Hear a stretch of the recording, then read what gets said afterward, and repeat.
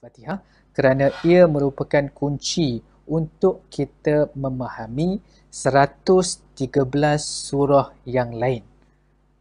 Okey. Macam mana kita nak faham tu? Macam Baik, mana tuan-tuan.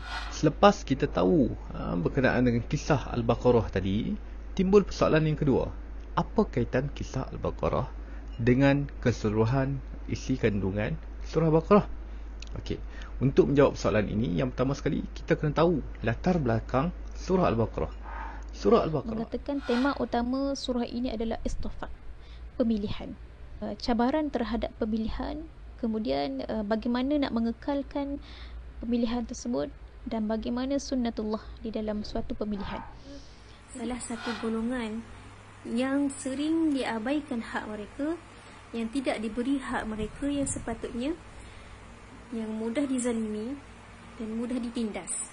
Kita lihat kembali respon daripada Nabi Isa menunjukkan betapa baginda terkejut kerana Hawariyun mohon benda yang besar, benda mukjizat, which is bila kita mohon mukjizat, consequences-nya tu besar, akibatnya tu besar. Makan Al-An'am, maka sepatutnya bila kamu dapat Al-An'am, kamu diberikan nikmat, maka sepatutnya kamu kena sedar ianya datang daripada Allah, bukan daripada kamu.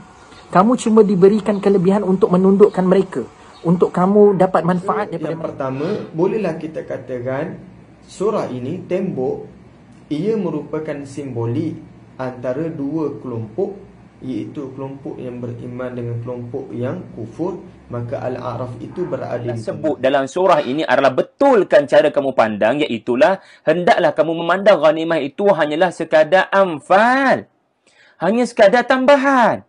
Bila benda tambahan, kamu kena tahu prioriti mana yang suruh summa yatubullahu min ba'di zalik. Ini Allah Subhanahu Wa Taala menyuruh orang yang mana berkata demikian ataupun merasakan bahawa kemenangan di dalam peperangan itu disebabkan bilangan yang ramai, maka kenalah bertaubat. Surah Yunus ni diambil daripada ayat ni, mana disebutkan tentang kaum Nabi Yunus. Jadi tak diceritakan pun tentang Nabi Yunus AS. Secara terperinci, kisah Nabi Yunus AS diceritakan dalam surah As-Saffat. Bagaimana dia lari daripada kaum. Kenapa tema ni sebegini? Kalau kita tengok, bila surah ni turun pada waktu kesedihan, tahun kesedihan, di mana Rasulullah SAW kehilangan bapa saudaranya dan juga isteri kesayangannya, yakni Khadijah. Yusuf bebas dan berada di antara pembesar Mesir dan bertemu semula dengan Nabi Yaqub AS. Maka perkara itu juga yang digunakan sebagai motivasi kepada Nabi Muhammad SAW, sekalipun Quraisy menentang Nabi Muhammad. Karangan Imam Ar-Raghib Al-Asfahani, beliau menyatakan bahawa Ar-Ra'du memberi maksud Sawtus Sahab, atau jika diterjemahkan di dalam bahasa Melayu adalah bunyi yang datang dari langit ataupun dari awan. Doa ayat surah ni menceritakan tentang doa Nabi Ibrahim AS, dan dalam doa ini menandakan kepada kita apa? Nabi Ibrahim adalah Nabi, seorang yang mana dijanjikan oleh Allah Subhanahu Wa Taala akan syurganya. Al-Hijr adalah di mana ada satu babak penceritaan tentang kaum Samud di dalam surah Al-Hijr ini, dan sebenarnya kaum Samud itulah yang dinamakan Ashabul Hijr, iaitu orang-orang yang terlindung. Ceritanya adalah cerita pasal lebah yang mendapat wahyu dan mendapat ilham daripada Allah Subhanahu Wa Taala. Untuk apa? First kali tengok ustaz ya, bina rumah dulu. Dekat mana? Dekat gunung, dekat pokok, dekat benda. Ula adalah suratul Isra. Dalam peristiwa Isra, apa yang berlaku kepada Nabi sallallahu alaihi wasallam? Nabi bertemu dengan ruh para anbiya. Nabi mengimamkan salat 2 rakaat bersama dengan para anbiya. Nabi sebagai imam, seluruh para nabi adalah makmum. Kenapa? Suratul Kahf kesemuanya berbicara tentang fitnah. Maka Allah Ta'ala memberikan panduan kepada kita bagaimana untuk kita mendapatkan perlindungan daripada fitnah ini. Kalimah Allah Subhanahu Wa Taala, dan perlunya kita mencari seorang wanita yang salihah, wanita yang beriman, wanita yang bertakwa, yang takutkan kepada Allah, supaya dengan wanita tersebut dapat ayat pertama. Ayat 1 dia sudah terkesima. Toha. Hurufnya huruf Arab tapi dia tak faham. Hurufnya huruf Arab, huruf hijaiyah. Susunan. Maksudnya dia adalah orang yang membawa cerita, orang yang membawa perkhabaran, dan ia datang dalam sirah fa'il.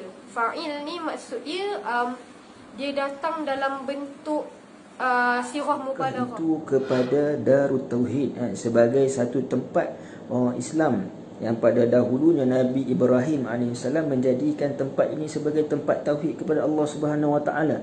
Maka tunggulah, ini hukuman Nabi Allah. Nuh, Nabi Hud, Nabi Musa dan Nabi Isa, mereka bayar zakat, mereka melakukan surah-surah Al-Quran, di mana surah ini ataupun surah pada hari ini merupakan surah yang diturunkan selepas Nurus samawati wal ard. Allah itu cahaya langit dan bumi. Saudara fillah pendengar yang dirahmati Allah sekalian, An-Nur dalam bahasa Arab bererti cahaya. Quran akan clarify, Quran akan umumkan dengan penuh tegas, itu batil. Sehingga kita tidak lagi ragu dan meraba-raba tertanya-tanya. Inilah Furqan. Dia benar-benar memisahkan antara yang hak dan batil.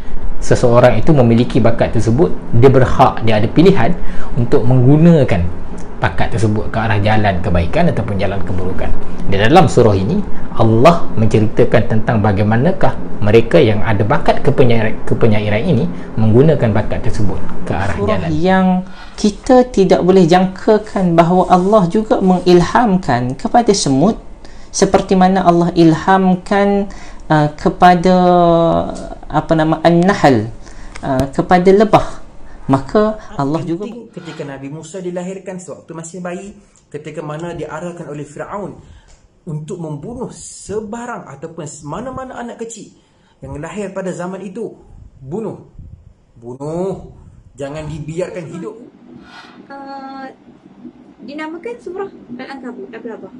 Jadi persoalannya, apa berkaitan antara surah yang membahaskan tentang fitnah, tentang ujian yang sangat bermacam-macam ujian dinamakan dengan surah yang akan berlaku kepada sekalian manusia, yang mana Allah SWT berfirman antara ayat yang di dalam surah Ar-Rum pada ayat ke-6 yang berbunyi, A'udzubillahi minasyaitanirrajim, wa'dallahi la yukhlifullahu wa'dah.